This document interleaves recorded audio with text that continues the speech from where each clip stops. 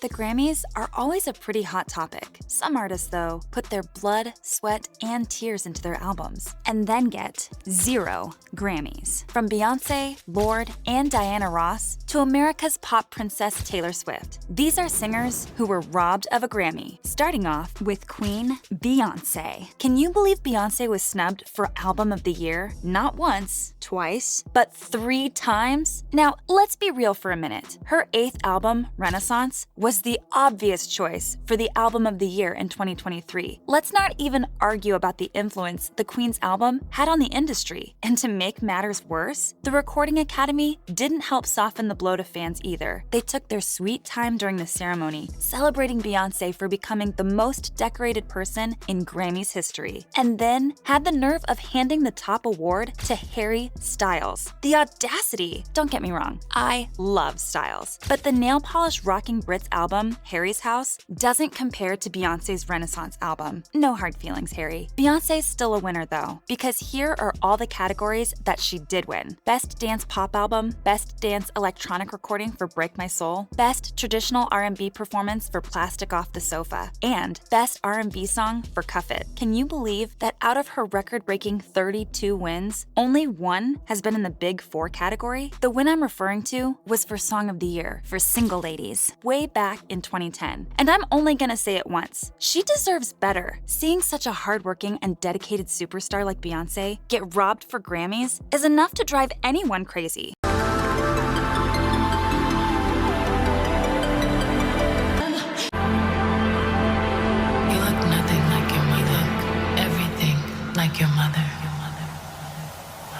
And speaking of driving, here's another star that got robbed for a Grammy. Driver's License star Olivia Rodrigo. The Perfect Crime was definitely how her album Sour didn't win a Grammy back in 2021. And guess who she lost to? Jon Batista's 8th album, We Are. Don't get me wrong, Batista's great, and he was the most nominated artist of the evening. But very few people expected his album to take home the top prize, because his album didn't even crack Billboard's top 50, and didn't have as big of an impact as Miss Olivia's pop album that had grown men humming along to Jealousy, Jealousy? I don't think so. At the end of the day, things worked out for Rodrigo because she went home with 3 awards for her celebrated debut: Best Pop Vocal Album, Best Pop Vocal Performance for Driver's License, and Best New Artist. It would have been great to see Sour bag Best Album of the Year though. My dreams, no matter how crazy. And I want to thank my mom and my dad for being equally as proud of me for winning a Grammy as they were when I learned how to do a back walkover. I really want to dedicate this award to my parents.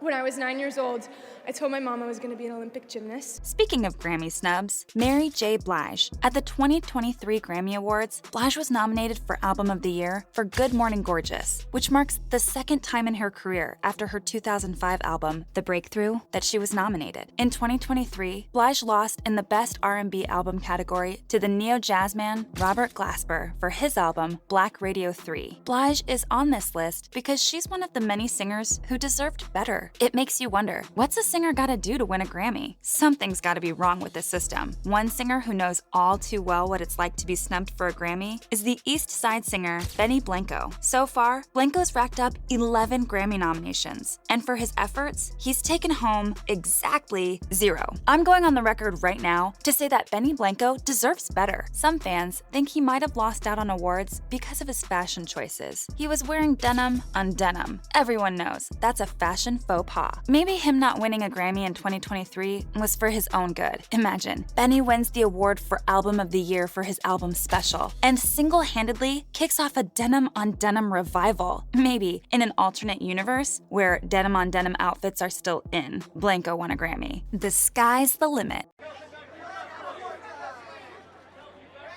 Accepting this obviously on behalf of Justin tonight, this is Benny.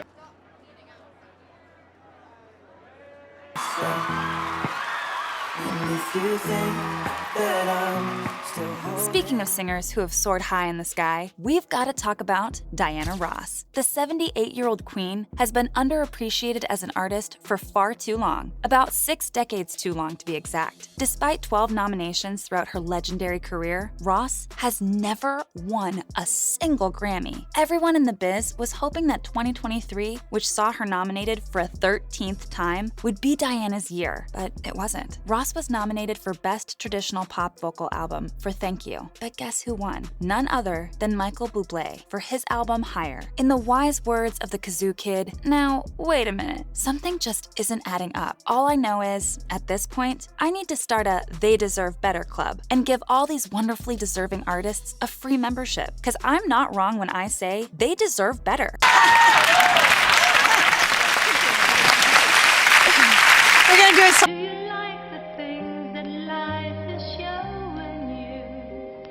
We're going to do a song for you now.